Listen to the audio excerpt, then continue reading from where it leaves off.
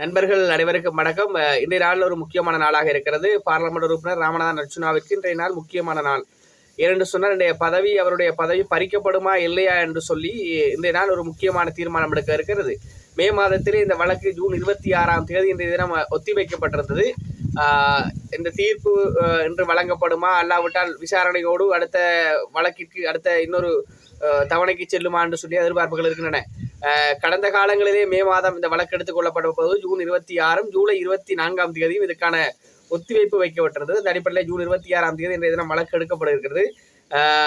ராமநாதன் அர்ச்சுனா ஒரு முகப்புத்தகத்திலே ஒரு சமூக வலைத்தளத்திலே ஒரு பதிவை இட்டிருந்தார். அந்த பதிவோடு நாங்கள் இந்த விடயத்தை பேசலாம் நினைக்கிறேன். அவர் ஒரு 6 மணி நேரத்துக்கு முன்பாக ஒரு பதிவு ஒன்று இட்டிருக்கிறார். இரவு 12:10 நேரம் கொழும்பு நோக்கி பயணமாகிக் கொண்டிருக்கிறேன். நாளை காலை என் பார்லமெண்ட் பதவி தீர்மானிக்கப்படும். ஆனால் அவை பறிக்கப்பட்டு என் தங்கையிடம் மட்டுமே கொடுக்கப்பட முடியும். அதை தெரியாமல் வழக்குகளை போட்டுக் கொண்டிருக்கிறார்கள். என் வாழ்க்கையை உங்களால் விளங்கிக் கொள்ள முடியாது. அந்த தூரத்திலும் நான் இல்லை. எல்லாவற்றையும் இழந்து விட்டிருக்கிறேன்.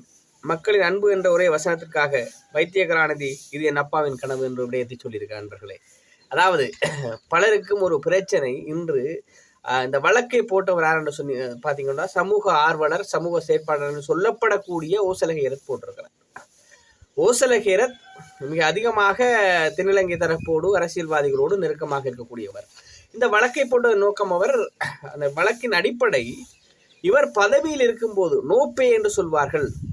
அதாவது அரசியல் கேட்க போகிறேன், அவருடைய தேர்தலிலே களம் காண போகிறேன் என்று சொல்லி நோப்பே என்ற விடுமுறையை பெற்றுக்கொள்ளாமல் இவர் களத்தில் இறங்கி தேர்தலிலே வென்றதுதான் வழக்கு. இன்னொரு விடயம், ராமநாதன் அர்ச்சுனா இந்த பதவியிலிருந்து தூக்கி எறியப்படுவதற்கு பல்வேறுபட்ட எத்தனங்களை பலரும் செய்கிறார்கள். அரசாங்கத்திற்கு கூட ராமநாதன் அர்ச்சுனா ஒத்துப்போகாதவராக இருக்கார். காரணம் ஏனென்று சொன்னால் இவர் பல்வேறுபட்ட விடயங்களையும் விமர்சனமாக முன்வைக்கிறார். இதுதான் விடயம். ஆனால் இந்த வழக்கின் நோக்கம் நான் சொன்னதைப் போல நோப்பே எடுக்கவில்லை.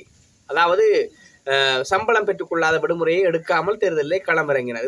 இது அரசாங்கத்திலே பணியாற்றக்கூடிய அனைத்து அரசு ஊழியர்களுக்கும் பொருந்தும். அதே நேரம் இன்னொரு விடயம், அவர் இந்த தேர்தலில் களம் காண போது தற்காலிகமாக பதவியிலிருந்து நிறுத்தப்பட்டிருந்தார். தற்காலிகமாக பதவியில் நிறுத்தப்பட்ட பொழுதிலும் இவர் நோப்பை எடுக்கவில்லை. இதுதான் விடயம். ஆனால் இன்றைய தீர்ப்பு மேன்முறையீட்டு நீதிமன்றம் வழங்கும் என எதிர்பார்க்கிறோம். அல்லாவிட்டால் சில வேளைகளிலே தூக்கி இன்னொரு தவணைக்கு போடப்படலாம். எது எவ்வாறு இருந்தாலும் உங்களுடைய கேள்வி எனக்கு புரிகிறது. ராமநாதன் அர்ச்சுனாவின் பதவி பரிதாக்கப்படுமா, இல்லாமல் செய்யப்படுமா தான் கேள்வி. சரி, இவர்களின் வாதத்தின்படி சில வேளைகளிலே பதவி தூக்கி எறியப்படலாம். அல்லாவிட்டால் வழக்கை நீதிபதி தூக்கி கிடாசலாம், அதாவது தள்ளுபடி செய்யலாம். ஆனால் ரெண்டில் ஒன்று, ராமநாதன் அர்ச்சுனாவின் பதவி இல்லாமல் செய்யப்பட்டால் அந்த பதவிக்கு யார் வருவார்? கேள்வி. யார்? இயல்பாகவே தேர்தல் திணைக்களம் இயல்பாக வர்த்தமானியை வெளியிடும்.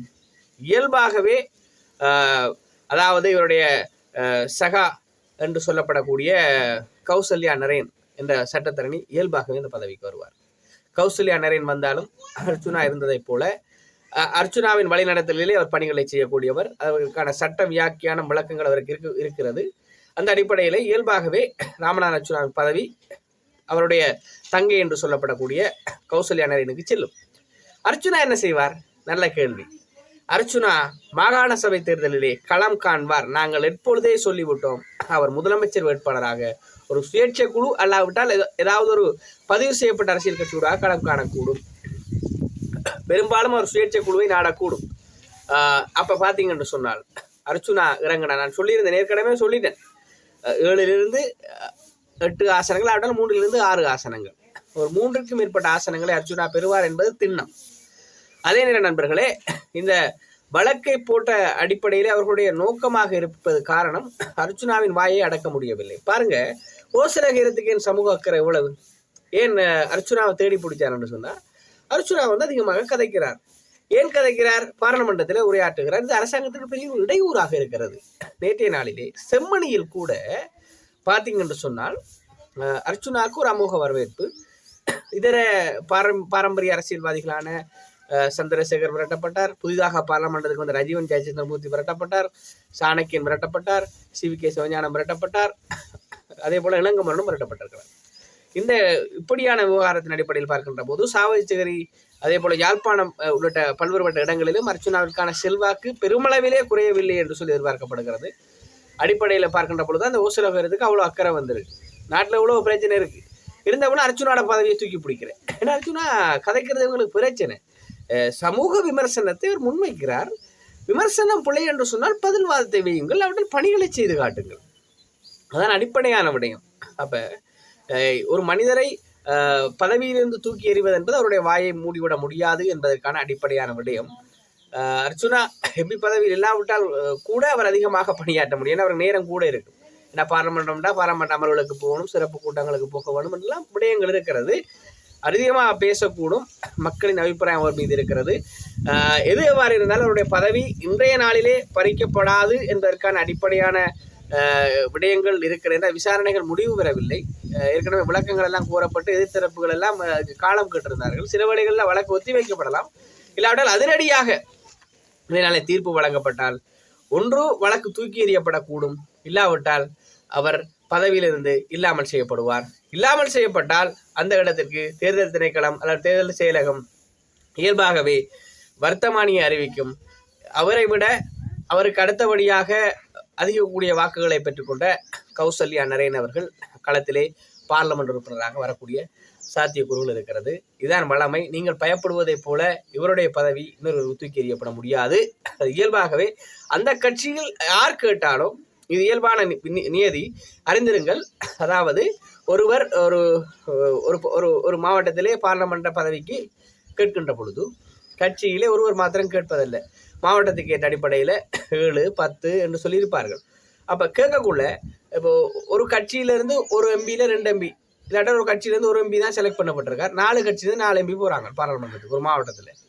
அப்போ யாழ்ப்பாணத்தை பொறுத்த வரைக்கும் பார்த்தீங்கன்னு சொன்னால் 3 எம்பிமார் தெரிவு செய்யப்பட்ட என்பிபியில் ஸ்ரீதரன், இங்கால அர்ச்சுனா சுயேட்சை குழுவில்.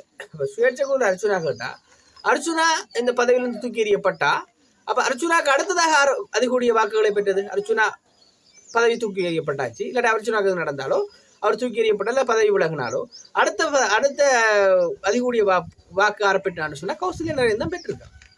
இயல்பாகவே கௌசல்யா நரேனுக்கு அந்த பதவி போகும். இதில் குழப்ப தேவையில்லை, ஒரு குழப்பத்துக்கு முன்பாக இல்லை. எப்படியும் மாகாண சபை தேர்தலில் அர்ச்சுனா கேட்பார். இந்த பதவி தூக்கி எறியப்பட்டா கூட அவர் மாகாண சபை தேர்தலில் கேட்கறதுக்கு பதவி ராஜினாமா செஞ்சே ஆகணும். பார்லமெண்ட் உறுப்பினராக இருந்து கொண்டு கேட்கல தேர்தல். அப்போ எது எவ்வாறு இருந்தாலும் களம் அர்ச்சுனாக்கு சாதகமாக இருக்கிறது, ஓசலகேரத்துக்கும் சாதகமாக இல்லை, எவருக்கும் சாதகமாக இல்லை. நீங்கள் குழம்ப தேவையில்லை. இயல்பாக அவரின் குரல் ஒலித்து கொண்டே இருக்கும் என்பதிலே எவ்வித மாற்றுக்கிறதுக்கு இடமில்லை. மீண்டும் ஒரு காலையிலே சந்திப்போம். நான் உங்கள் செந்தூரன். நன்றி, வணக்கம்.